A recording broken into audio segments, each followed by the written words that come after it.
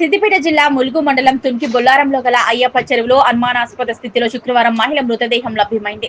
మృతురాలు వరగల్ మండలం మినాజ్పేటకు చెందిన మంకని బాలమణిగా పోలీసులు గుర్తించారు.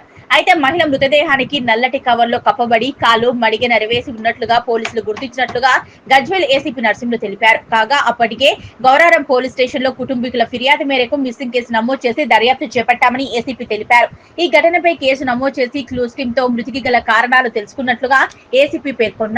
అయితే శవ పరీక్ష నిమిత్తం గజ్వేల్ ప్రభుత్వాసుపత్రికి బాలమణి మృతదేహాన్ని తరలించామని, శవ పరీక్ష అనంతరం కుటుంబీకులకు మృతదేహాన్ని అప్పగించనున్నట్లు తెలిపారు.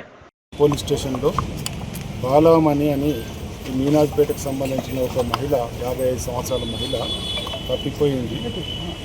ఒక రోజు తర్వాత 12వ తేదీ నాడు వచ్చేసి గౌరవరం పోలీస్ స్టేషన్లో వాళ్ళ కూతురు కంప్లైంట్ ఇవ్వడం జరిగింది. అందులో ఉమెన్ మిస్సింగ్ కేసు నమోదు చేసుకోవడం జరిగింది. నిన్న రాత్రి ఈ తుంకి బొల్లారం సమీపంలో గల చెరువులో ఈ బాలమణి యొక్క డెడ్ బాడీ ఒక కవర్లో కొట్టి అక్కడ పడేసి నాకు ఇన్ఫర్మేషన్ రాగానే వెళ్ళి చూస్తే వాళ్ళ కూతురు ఐడెంటిఫై చేయడం జరిగింది. అందులో బాడీ చాలా డీకంపోజ్ అయిపోయింది.